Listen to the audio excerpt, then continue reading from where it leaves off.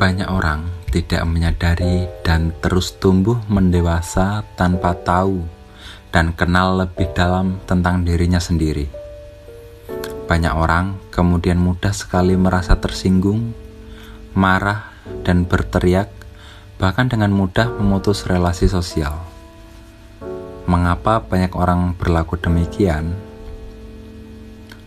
Orang-orang terus bertumbuh tanpa menyadari ada luka batin yang dirasakan oleh anak kecil atau inner child dalam diri mereka semasa dalam pengasuhan orang tua. Hal inilah yang menyebabkan seseorang semakin mudah tersulut emosinya. Sayangnya, tidak semua orang tahu dan sadar bahwa anak kecil dalam diri mereka sedang terluka. Inner child dalam bagian dari diri seorang yang merupakan hasil dari pengalaman masa kecil. Saat kecil kita alami trauma. Luka batin akibat trauma itu harus disembuhkan. Namun seringkali tidak dihiraukan hingga trauma dan luka itu ada di kehidupan kita saat ini. Ada beberapa faktor pemicu terjadinya inner child, yaitu kehilangan orang yang disayangi, pelecehan seksual, dan kekerasan dalam rumah tangga. Tidak hanya itu, inner child membawa pengaruh yang cukup signifikan di mana menyalahkan diri sendiri, menyakiti diri sendiri, dan seringkali melakukan kekerasan. Istilah ini populer dalam ilmu psikologi pada tahun 1970-an. Lalu, apakah itu sebenarnya inner child? Seperti apakah wujud keberadaannya?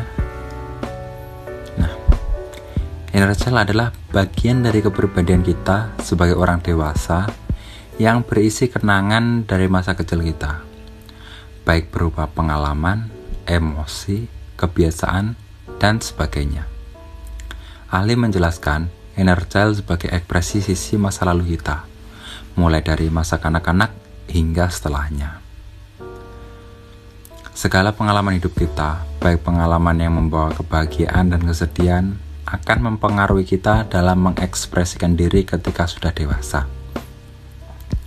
Pengalaman itu bahkan juga mempengaruhi proses tumbuh kembang kita selanjutnya. Secara karakteristik, orang-orang yang inner child-nya sedang terluka akan menunjukkan masalah dengan kepercayaan, keintiman, perilaku adiktif, dan kompulsif, serta hubungan saling ketergantungan.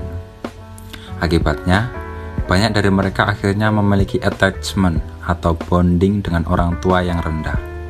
Atau trauma masa kecilnya membawanya pada implementasi perilaku ketika dewasa yang seringkali merasa tidak percaya diri, anti kritik, mudah tersinggung, mudah marah, takut disakiti orang lain, khawatir, cemas, dan merasa tidak aman.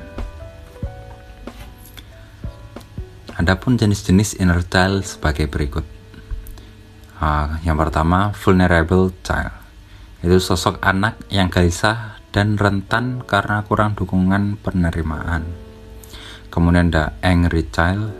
Itu sosok anak yang marah karena merasa direndahkan, diperlakukan tidak bernilai, dan tidak mendapatkan apa yang ia yakini sebagai haknya. Kemudian ada playful child, yaitu sosok anak yang bebas dan ekspresif dengan emosi positif. Lalu creative child, sosok anak yang cerdas dan kreatif produktif. Terus ada spiritual child, yaitu sosok anak yang memiliki kesadaran akan ketuhanan dan kebaikan. Nah, dari 5 jenis inner child yang sudah dijelaskan sebelumnya, apakah kamu termasuk salah satu yang tadi disebutkan? Adapun kebutuhan dan kapasitas inner child, di mana kebutuhan inner child adalah butuh dipeluk, butuh perlindungan, butuh diterima, dan tentu saja butuh diperhatikan. Adapun kapasitas inner child yaitu kepekaan, kesenangan, kegembiraan, dan kepolosan. Adapun pengaruh terhadap kepribadian inner child yaitu ketakutan, pola hidup, kreativitas, imajinasi, penilaian terhadap orang tua, sikap tanggung jawab, dan masih banyak lagi pengaruhnya. Namun, setiap individu tidak memiliki kesamaan terhadap pengaruh di mana seseorang yang mampu mengendalikan kejadian masa lalunya. Menyembuhkan luka batin bisa dilakukan dengan rekonsiliasi atau reconnect dengan inner child.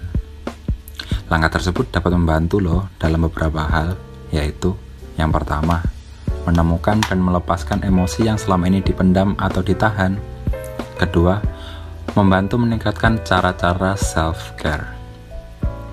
Kemudian, yang ketiga, membantu kita mengenali kebutuhan yang belum terpenuhi. Keempat, meningkatkan self-respect. Kelima, membantu kita menjadi pribadi yang lebih kreatif dan menyenangkan. Oh iya nih, untuk mendukung platform ini, jangan lupa untuk follow Instagram @pertemanansejiwa dan klik subscribe di kanal YouTube Pertemanan Sejiwa. Jangan lupa klik tombol like dan share ke semua orang agar mendapatkan manfaat dari konten ini. Akhir kata, kami berharap kita semua bisa memulai menanamkan mindset bahwa diriku berharga. Saya Mufin, pamit undur diri. See you on the next video.